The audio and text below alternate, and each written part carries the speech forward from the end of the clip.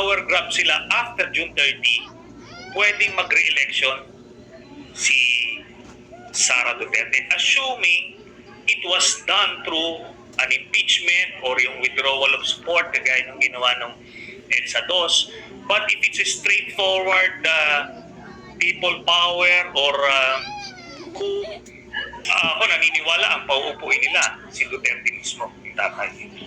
Palagay ko coincidence lang yan. Kasi itong pag-i-escalate nila ng kanilang destabilization efforts, magko-coincide ito doon sa June 30 na date kung saan magto 2 years na ang termino ni Vice President Sara Duterte, and therefore kung makakapwesto siya after that, eligible siya for re-election sa 2028, just like what happened kay JB. So, ang tinatarget ay 10-year rule. Yes. Isa yon sa tinatarget. Kasi sinusubukan nila before kung natuloy yung kanilang coup, rebellion, withdrawal of support, people power, kung ano man, ay pwedeng si Duterte mismo ipepwesto nila, or kung via impeachment, si Sara Duterte ang ipepwesto nila. So, yun yung kanilang mga option.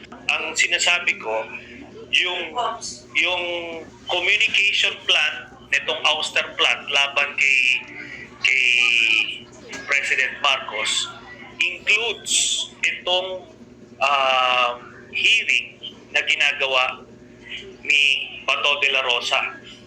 Part ito, pati yung mga maisug rally, lahat ito ay para i-agitate yung taong bayan and hopefully makakuha sila ng mga active members ng AFP. I'm not saying that. I'm just saying yung hearing itself, the way it's being conducted, part yun. Kasi alam nyo, nagsenador naman tayo, nag-iimbestiga rin naman ako.